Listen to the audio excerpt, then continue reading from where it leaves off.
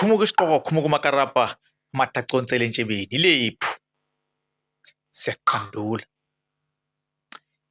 Today's Isiqandulo podcast show is brought to you by Kiwano Bailey Plus Tea. Itiye leli loqeda umkhaba loqeda nya. Hayi ke le ndaba yenu ke ukuthi ngicabanga ukuthi itiye lokhiphisiswa kulonto yokhiphisisi leli loqeda umkhaba loqeda nya. So kuyavela ukuthi impela izibalo zababukayo zinkulu kakhulu kodwa zaba like zincane. Yeah. Nathi sizama ukuthi siloku simprove njalo kodwa siyacela nje nenze ubulungiswa ni like ni subscribe ku channel. Awuzweke today si discussa u day 4 weMadlanga Commission of Inquiry. Lapho sibona khona u General Masemula kuyena namhlanje o testifyayo. Yes. So now zake sineyile ukhuza inkingana ke la ke ivelayo ngokwemibuzo abambuza yona ke ibuzwa uCommissioner uMadlanga. Lacaca khona ukuthi uMasemula ubuye azi contradict. So bebempheke ngebhodo elikhulu impela size 14 leli bhodo lesiqandulo ilona impela kade besebenza lapha lipheka uMasemula. Hayi okufiwa kakhulu ke namhlanje hayi bokunzima ngempela kufana nakulezi insuku lapho sibona khona ukuthi hayi uLieutenant General Mkhwanazi uyidlela amahlangu eyishibilike.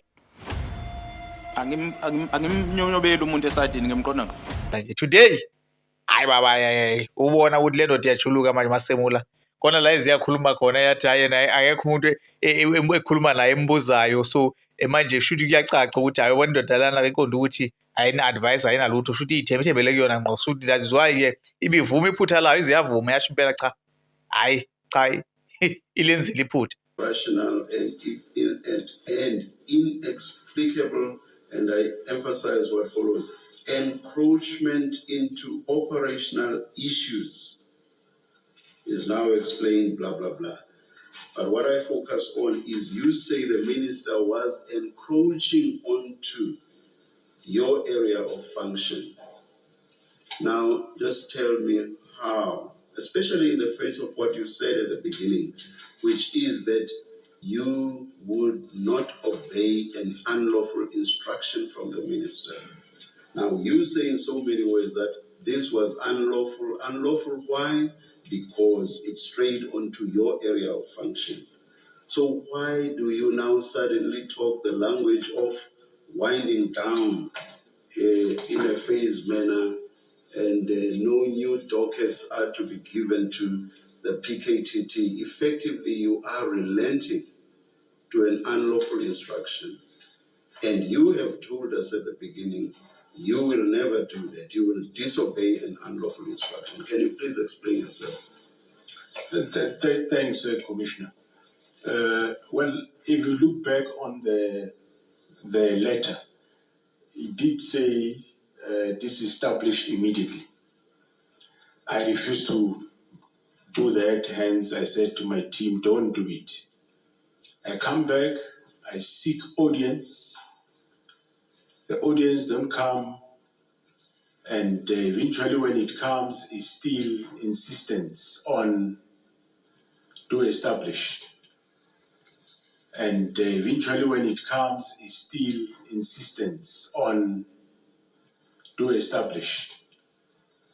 And by that time, of course, I'm not aware of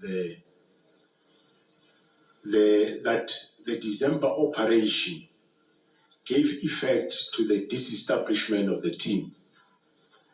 But of course, I'm seeking answers. Why is this team being established? And I've got no other assistance where to go to. I've got this team, I've got this minister, and he insists on this establishment. So if it's unlawful, it's unlawful. Okay, indaba enkulu ke kwindaba yokuthi eqaleni eyibuza uMadlanga ukuthi ndoda ngabe futhi uyavuma yini waphela bekhala ukuthi uminister usenzo mchunu njengoba uminister ngasilona iphoyisa ngabe angavuma yini if emenzisa into noma imthathisa isinqumo ukubonakalayo ukuthi cha asihambisani asikho semthethweni ngokwendlela yakhe yokusebenza. Uzwakale lapho ke uGeneral Masemula ethi cha hayi yeke azayenza into enjalo. Kodwa ke kuhamba kwabonakala ukuthi hayi khona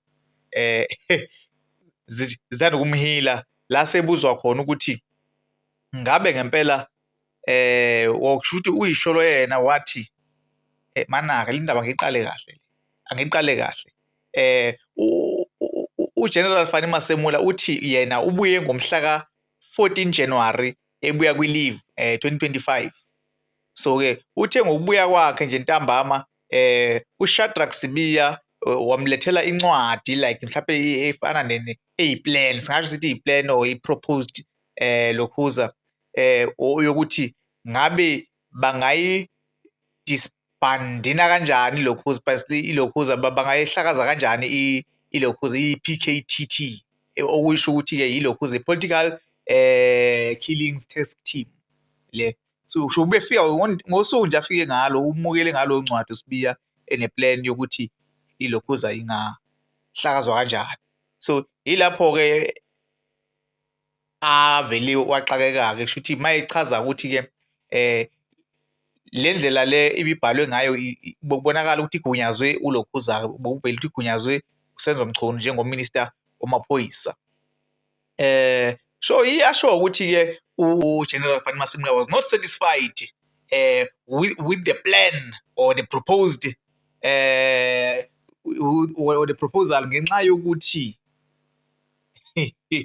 it was an immediate futhi bimi-instructor nje ukuthi akube yinto nje ayenza immediately leyo ukuthi ahlakaze leli thimba leli.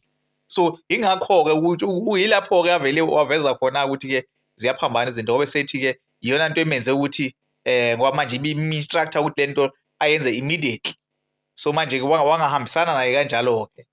So indaba ke ilapho-ke mayehlakaza le team le instruction le bisho njalo mayehlakaza le team le kufuneka remove ama case dockets lawa awabuyise ngalesikhathi bokuthiwa kufanele ke zize kuyena, uyabo lonto. So ngoba phela bokuyi-task ofanele yenziwe uyena. Hayi kona ukuthi kuthanda ukushuba so le indlela ke betestifya ngayo ke uMasemula amagama akhe lawa bebewasho-ke, yabo lonto. So kushuthi yena-ke ubaleka lento ngendlela engasho ngayo ukuthi ubezama ukubaleka wase eyalela uSibiya ukuthi wasemthumela ukuthi akahambe akathi ukuyosebenza kahle kule proposal athi uyibuyekeza kancane athi ukuthi uyibhekisisa kahle. Wasemthumela ukuthi awusebenza noGeneral othize. So manje kuyatshengisa ukuthi ke ingathi ke emhlehlisa nale ncwadi futhi ke uya kulento ayishoyo ukuthi lento ibi immediately, so yena ubefuna ubekungcono maye ukuthi mhlawumbe ibinesikhashana. So he was ngasho ngithi he was trying to buy time ngaleyo. So ngamanye amagama ke futhi uyavuma uphinda futhi yena asho ukuthi indlela ekwenziwa ngayo it was unlawful. Kodwa eqaleni uthe ngeke azayivume into ezoqhamuka unlawful from uminister wamaphoyisa uSenzo Mchunu. Kodwa manje ubonakala eseyivuma kodwa ke esekhala ngokuthi into yenza ukuthi angahambisani nayo because it is immediately. Ila kubonakala khona ukuthi ke manje indoda iyazicontradictor.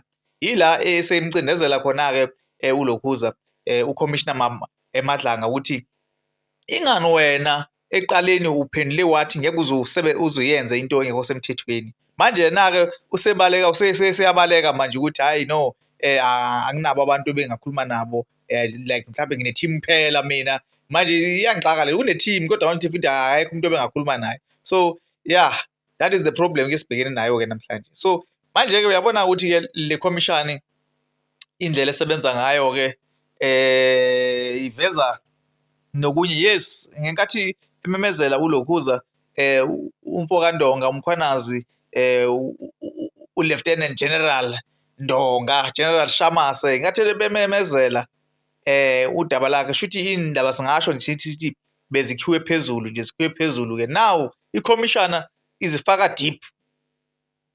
Yes, i-commissioner is wasting a lot of money uyimali yethu leyo and futhi ke siyakhala ngoba phela njengoba ivezile umfoka Ndonga lezi zinto lezi umsebenzi wamaphoyisa uwenzile konke lento ekhulunywa la kwi-commission into ayiphethe lapha kuma dockets akhe nobufakazi ukuthi akuboshwa abantu nani. So manje ke shuthi ke sizofakwa deep into ama dockets nokuthi kwenzakaleni ubani utheni sibeke lobala, kodwa still into elapha ya angazi ke thina ke ukuthi ke yakona kubalekile usazi kodwa bahlezi boshwa abantu singazi why kumele manje kuzovezwa yonke into kanje. Yes, it's buying time, idla imali yentela. Next year iyaphela i-contract kaMkhwanazi. We don't know noma buying time ukuthi kuze kushaya isikhathi uMkhwanazi bangayi-renew i-contract yakhe. We don't know. Kodwa-ke sibuka sengathi kunjalo. Kodwa nakhu-ke futhi-ke ziyavela nezinto-ke. Sisazolokhu siyilandela sibone ukuthi qhubeka kwenzakalani. Kodwa okwamanje yikho lo ngithe nje ngiyibambe la ngazi gcine sesiconfuse-ana. Sikhuluma ngayo. Yebo, ebengizama ukuthi ngithi kuyiveza kangconywana ngesiZulu noma-ke singebade kakhulu-ke kwesilungu. Sizama ukuthi sithi kuyithambisa kancane ize ngesiZulu.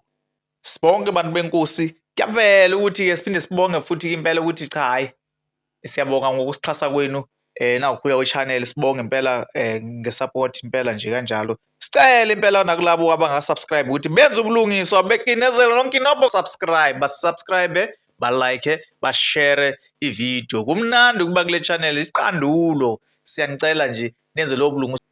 Danko, siyatibongela. Shibirishi, siyashibilika. Awuzweke?